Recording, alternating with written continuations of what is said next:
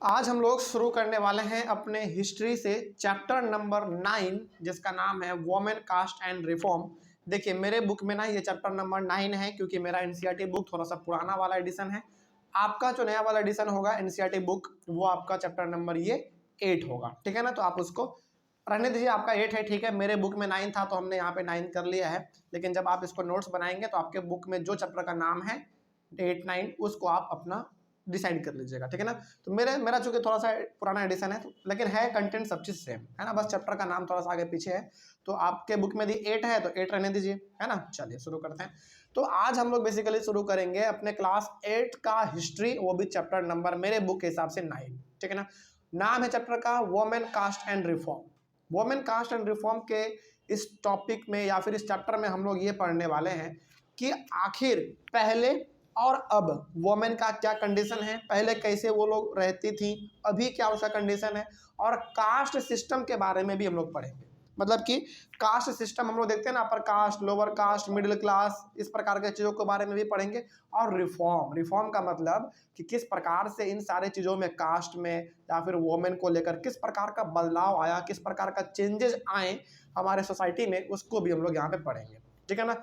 चलिए शुरू करते हैं। तो सबसे पहला यहाँ पे ना हम लोग दो चीज़ों के बारे में पढ़ेंगे। सबसे पहला आपका जो चैप्टर स्टार्ट होता है वो ये बताता है कि पहले औरतों का स्थिति कैसे हुआ करता था और आज कैसा हुआ करता है ना। तो पहले देख लेते हैं कि आज हमारे महिलाएं वो किस प्रकार से रहती हैं, है ना, उनका क्या आज का रूटीन है, क्या उनका राइट्स है आज के दौर में, पहले हम लोग देखेंगे।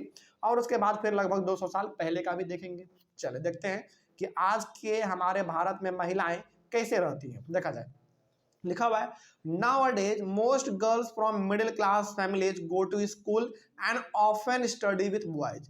आज के दौर में यदि हम लोग देखेंगे और हम लोग आज देखते भी हैं कि अधिकतर मिडिल क्लास हो चाहे अपर क्लास हो चाहे आजकल थोड़ा बहुत जो लोअर क्लास है वो भी अपने लड़कियों को खास करके स्कूल पढ़ने के लिए भेजते हैं। और वहाँ पे लड़कियाँ लड़कियों के साथ तो पढ़ती है प्लस अपने साथ कुछ बॉयज भी रहते हैं क्लास में, उनके साथ भी मिलजुल के वो पढ़ती हैं।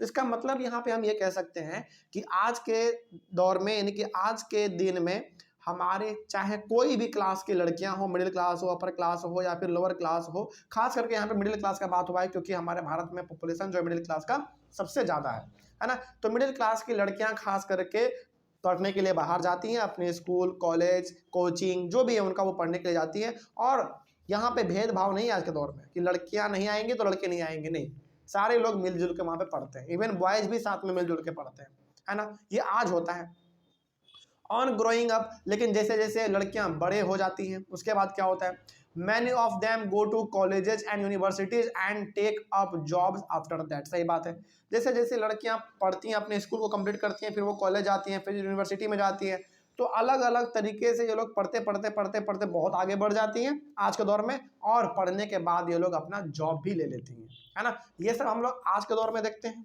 ठीक है। आगे बढ़ते हैं फिर। They have to be adults before they are legally married and according to the law they can marry anyone they like from any caste and community। आज के दौर में हम लोग ये भी देखते हैं कि यदि कोई एक लड़का हो चाहे लड़की हो, कोई भी हो, यदि वो शादी करना चाहता है, पहला बात तो वो एडल्ट होना चाहिए, यानी कि बहुत ही 18+ होना चाहिए, होशियार होना चाहिए, जिसको हम लोग हिंदी में कहते हैं होशियार, वो होना चाहिए। और दूसरा बात, हमारा नियम भी आज का ये कहता है कि वो लड़का या फिर वो लड़की जिससे भी शादी करना चाहे वो कर सकती है ना। किसी भी कास्ट में, किसी भी कम्युनिटी में किसी से भी वो शादी कर सकती है, लेकिन शर्त यह है कि उसको एल्डर होना चाहिए, यानी कि वो एडल्ट होना चाहिए, वो मतलब सियाना हो जाए, 18+ हो जाए, तो फिर वो अपना वो शादी ब्याह कर सकती है, वो भी अपने मर्जी से, है ना। चलिए आगे बढ़ते हैं। Nowadays widows can remarry. आज के दौर में हम लोग ये भी देखते हैं कि जिस महिला का पति डेथ कर गए किसी भी वजह से, तो वो भी आज के दौर में विवाह कर लेती है, उसको हम लोग कहते हैं रीमैरिज, है ना। तो वो भी आज संभव है। All women like all man can vote and stand for election. आज के दौर में हम लोग ये भी देखते हैं कि जिस प्रकार से हर एक पुरुष वोट दे सकते हैं या फिर वो चुनाव लड़ सकते हैं, उसी प्रकार से हमारी महिलाएं भी आज के दौर में वोट दे सकती हैं और देती भी हैं और चुनाव भी लड़ती हैं, है ना। तो ये सारा का सारा सिनेरियो जो हम लोग यहाँ पे देख रहे हैं ये आज के दौर में होता है ना। लेकिन क्या ये चीज़ें पहले भी हुआ करती थी? नहीं, पहले ऐसा नहीं था। पहले ऐसा नहीं था। अब हम लोग बात करते हैं 200 ईयर्स अगो, यानी कि 200 साल पहले हमारे भारत में महिलाओं का क्या कंडीशन था, क्या स्थिति था, ये हम लोग जानेंगे। अब अभी तक तो हमने ये देखा कि आज महिलाएं हमारे भारत में क्या क्या कर सकती हैं और क्या क्या करती हैं, है ना। मतलब कि आज के दौर में देखा जाए तो हमारे भारत में महिलाओं को वो सारा राइट है जो कि एक मेन को है ना। लेकिन 200 साल पहले ना हालात कुछ और थे। उस समय पे महिलाओं को इतना ज़्यादा फ्रीडम नहीं था। देखते हैं फिर क्या क्या उनके साथ समस्याएं थे। देखिए लिखा हुआ है, most children were married off at an early age. 200 साल पहले आज से, चाहे वो लड़का हो चाहे लड़की हो, अधिकतर मतलब कि लगभग सभी के कम उम्र में ही शादी कर दिए जाते थे पहले के जमाने में, ठीक है ना। Both Hindu and Muslim man could Mary more than one wife. लगभग आज से 200 साल पहले चाहे हिंदू हो चाहे मुस्लिम हो, कोई भी हो, लगभग वो एक से ज्यादा शादी करते थे, है ना। एक से ज्यादा शादी करते थे, ये हिंदू मुस्लिम दोनों में था। लेकिन आज के दौर में ऐसा नहीं है। आज के दौर में आपको डिवोर्स देना पड़ेगा तभी आप दूसरे से शादी कर सकते हैं, लेकिन पहले ऐसा नहीं था। एक आदमी अपने घर में 3-4 वाइफ को रखे हुए, ऐसा भी पहले होता था, है ना। ये पहले का सिनेरियो है सारा चीज। In some parts of the country widows were praised if they choose death by burning themselves on the funeral pyre of their husbands। जैसे पहले क्या होता था ना कि यदि किसी महिला का पति डेथ कर गया, है ना, तो उसको जब जलाया जाता था, तो उसमें महिला, उसका जो वाइफ हुआ करती थी, वो अपने से आग में बैठ जाती थी, या फिर यदि वो नहीं बैठती थी तो उनको समाज के लोग जबरन पकड़ के उसमें बैठा देते थे। मतलब जरा सोचो कि उनका हस्बैंड तो डेथ कर गया, चलो उसको जला देंगे, कोई फर्क नहीं है ना, मर गया आदमी, उसको जला दो, बात खत्म, उसका संस्कार कर दो, काम खत्म। लेकिन ये वाइफ तो उनकी जिंदी है, अभी जिंदा है, एकदम पूरा जीवित है ये, लेकिन इनको जबरन एकदम जिंदा आग में बैठा दिया गया पति के साथ, और इनको भी जला दिया जाता था। और अधिकतर महिलाएं ना ये अपने इच्छा के अनुसार करती थी। मालूम है क्यों?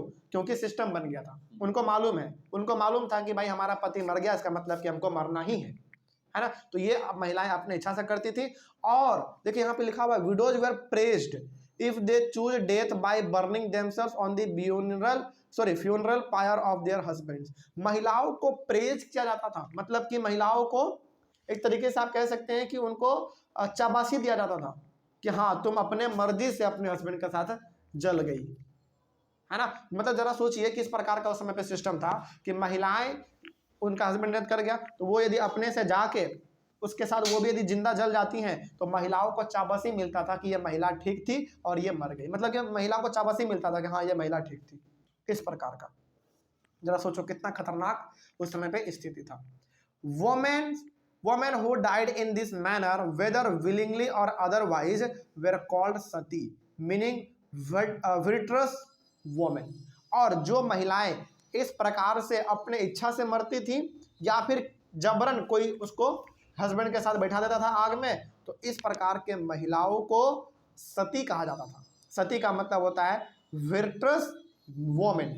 विर्ट्रस वोमेन का मतलब होता है वो महिला जो कि बहुत ही अच्छी है, धार्मिक है, जो अपने धर्म को या फिर अपने कर्तव्य को निभाना जानती है, वैसी महिलाओं को ऐसा नाम पुकारा जाता था। मतलब कि जैसे सपोज कीजिए किसी महिला का ना हस्बैंड डेथ कर गया, ठीक है ना, और वो महिलाएं चाहती हैं कि हम जिए, लेकिन समाज उसको जबरन आग में बैठा देगा, है ना। या फिर उस महिला का हस्बैंड डेथ कर गया और ये अपने से जाके अपने हस्बैंड के साथ जल जाएंगी, तो उस महिला को पहला बात तो बड़ा चाबा से मिलता था। उसके मर जाने के बाद लोग कहते थे कि ये महिला ठीक थी, जो कि अपने कर्तव्यों का पालन जानती थी।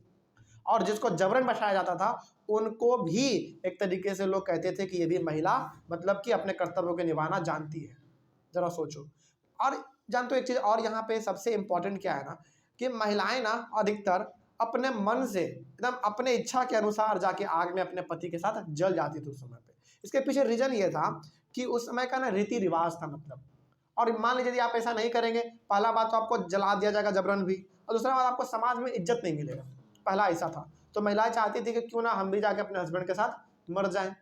तो उस प्रकार के महिलाओं को बहुत ही चाबासी मिलता था उस समय पे, और उनको बहुत ही मतलब कि बढ़ावा दिया जाता था।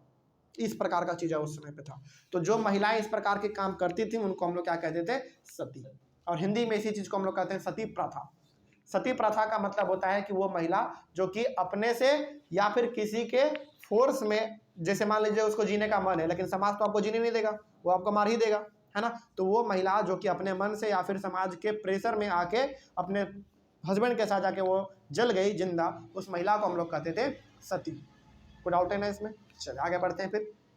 तो इस प्रकार का सिस्टम हमारे पहले भारत में था, आज से लगभग 200 साल पहले। Women's rights to property were restricted. आज के समय में हमारे भारत में आप देखेंगे कि अपने पिता के जमीन पे जितना एक बेटे का हक होता है उतना ही बेटी का भी हक होता है, लेकिन पहले ऐसा नहीं था। पहले ऐसा नहीं था, बल्कि पहले ना सारा का सारा प्रॉपर्टी धन संपत्ति जो था वो सारा का सारा बेटा का हुआ करता था, बल्कि बेटियों का जरा सा भी उसमें हिस्सा नहीं होता था, क्योंकि लोग मानते थे कि बेटी जो है ना पराई है, उनको शादी के बाद चला जाना है, इसीलिए उसको इसमें कोई हिस्सा नहीं मिलेगा, ऐसा लोग उस समय पे मानते थे। लेकिन आज तो हमारे पास राइट टू प्रॉपर्टी है ना। उसके बाद most women had no access to education. लगभग 100 में से 99 वुमेन को पढ़ाई करने का कोई अधिकार नहीं था। एक दो जो बच जाती थी वो महिलाएं हुआ करती थी जो कि बहुत ही हाई कास्ट से बिलोंग करती थी, उनको पढ़ने का मौका मिल जाता था, लेकिन हर एक महिला को नहीं, है ना। 100 में से इक्का दुक्का महिला हो गई जिनको कि पढ़ने का मौका दे दिया जाता था, ताकि वो, चूंकि वो बहुत ही बड़े कास्ट से बिलोंग करती थी, है ना। उसके बाद in many parts of the country people believe that if a woman was educated she would become a window. और उस समय पे ना बहुत अंधविश्वास भी था। अंधविश्वास इस लेवल का था, देखिए यहाँ पे साफ लिखा हुआ है, उस समय पे लोगों का यह मानना था कि यदि हम महिलाओं को पढ़ाएंगे, उनको एजुकेट करेंगे ना, तो वो विडो हो जाएगी, यानी कि वो विधवा हो जाएगी, मतलब कि उसके हस्बैंड मर जाएंगे। अरे भाई, पढ़ाई से मरने का क्या मतलब है, क्या ताल्लुक है कि नहीं। तो ये बड़ा उस समय पे अंधविश्वास था, और लोगों का मानना था कि यदि महिलाएं एजुकेटेड होंगी तो उनके डेथ, यानी कि उनका हस्बैंड का डेथ हो सकता है, तो वो विधवा हो जाएगी, है ना। इसलिए भी लोगों को, यानी कि इसलिए भी लोग अपने महिलाओं को पढ़ने के लिए नहीं भेजते थे, ठीक है। उसके बाद Brahmins and Kshatriyas considered themselves as upper caste. उस समय पे जो हमारे ब्राह्मण हुआ करते थे और जो क्षत्रिय हुआ करते थे, क्षत्रिय जिसको हम लोग कहते हैं, और ब्राह्मण और क्षत्रिय ना उस समय पे सबसे बड़े कास्ट हुआ करते थे, upper caste. Traders and money lenders were referred to as Vaishyas.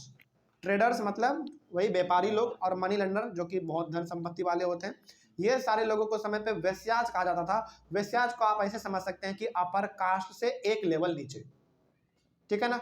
आगे peasants, artisans, weavers and potters. Peasants मतलब वही हो गया किसान लोग। आर्टिसंस का मतलब जो कि अपना कुछ सामान बनाते, जैसे आप देख सकते हैं अलग अलग आर्ट का सामान, जैसे कुर्सी बना देना, है ना, अलग डिजाइन का पलंग बना देना, इस प्रकार का चीज़ आप कह सकते हैं। वीवर्स जो कपड़े का बुनाई करते हैं, और पोटर्स मतलब कि जो मिट्टी का घड़ा वड़ा बनाते हैं। इन सारे लोगों को उस समय पे क्या कहा जाता था? शूद्र कहा जाता था। शूद्र का मतलब क्या हो गया? वैश्या से एक पद नीचे, यानी कि उससे भी लोअर कास्ट हो गया वो, है ना। चलिए आगे बढ़ते हैं फिर। उसके बाद those who keep cities and villages clean.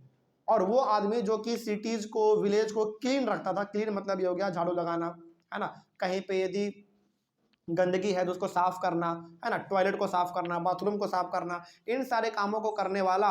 और worked eight jobs that upper caste consider polluting. और वो काम करना जो कि अपर कास्ट करने के लिए कहता था, जिसको कि अपर कास्ट उसको क्या समझता था?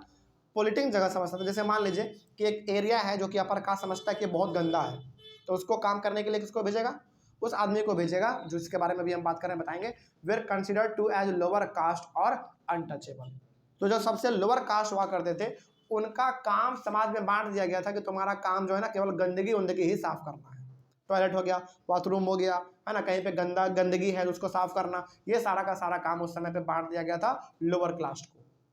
उसको हम लोग अनटचेबल भी कहते थे, मतलब कि उस प्रकार के लोगों को उस समय पे कोई छूना भी पसंद नहीं करता था, है ना। और गलती से यदि कोई लोअर कास्ट का आदमी अपर कास्ट में टच हो गया तो उस समय पे उसको इतना गंदा मारा जाता था कि वो आदमी जन्म जन्म तक जो है ना उससे टच करने के बारे में सोचता भी नहीं था। गलती से भी मान लीजिए एक लोअर कास्ट का आदमी अपर कास्ट में टच हो गया, उसको भयंकर रूप से पीटा जाता था उस समय पे, है ना। तो ये दशा था उस समय पे। तो याद रखिएगा, आज से 200 साल पहले हमारा जो भारत था वो लगभग 4 कैटेगरी में बटा हुआ था। पहला अपर कास्ट, उसके नीचे वैश्याज, उसके नीचे शूद्र, और उसके नीचे अनटचेबल, ठीक है ना। सबसे ऊपर हमारे हुआ करते थे ब्राह्मण और क्षत्रिय, और सबसे नीचे हो गए हमारे अनटचेबल्स, ठीक है ना। कोई डाउट इसमें? चलिए आगे बढ़ते हैं फिर। उसके बाद they were not allowed to enter temples, और ये अनटचेबल लोगों को यानी कि सबसे लोअर कास्ट वाले लोगों को मंदिर में भी जाने का परमिशन नहीं था। Draw water from the wells used by the upper caste, और जिस कुएं से अपर कास्ट के लोग पानी भरते थे उस कुएं से लोअर कास्ट के लोग पानी नहीं भर सकते थे, ये भी उस समय पे था। और bath in ponds where upper caste bath, जहां जिस पॉन्ड में, जो तालाब में जहां पे बड़े कास्ट के लोग नहाया करते थे, स्नान किया करते थे, वहां पे लोअर कास्ट को नहाने का परमिशन नहीं था। ये सारा का सारा वहां पे सिस्टम एकदम अलग ही बटा हुआ था, है ना। उसके बाद they were seen as inferior human beings, और इस अनटचेबल्स को यानी कि लोअर कास्ट को क्या माना जाता था उस समय पे, इंफीरियर ह्यूमन बींग्स, मतलब कि बहुत ही छोटा आदमी उस समय पे माना जाता था। तो ये आप देख रहे हो, ये सारा का सारा हम लोग बात कब का कर रहे हैं, ये सारा का सारा हम लोग बात कर रहे हैं आज से लगभग 200 साल पहले, है ना। तो आज के दौर में यदि हम लोग देखें तो आज के दौर में ये सब कुछ नहीं है, है ना, ये सब पहले हुआ करता था। कोई डाउट इसमें? तो यहाँ तक में हम लोगों ने ये समझा कि पहले क्या हुआ करता था और आज क्या हुआ करता है। तो बहुत कुछ बदलाव हमको देखने को लगता है और बहुत कुछ बदलाव है भी, है ना। चलिए, तो ये आपका यहाँ पे खत्म होता है, और अगले वाले क्लास में हम लोग शुरू करेंगे अपने एनसीईआरटी से अपना सबसे पहला main topic, working towards change. अब इतना सारा समस्या है समाज में, तो बदलाव तो चाहिए ही चाहिए, है ना। तो कैसे वो बदलाव आएगा ये हम लोग अपने अगले वाले क्लास में बात करेंगे। Thank you very much.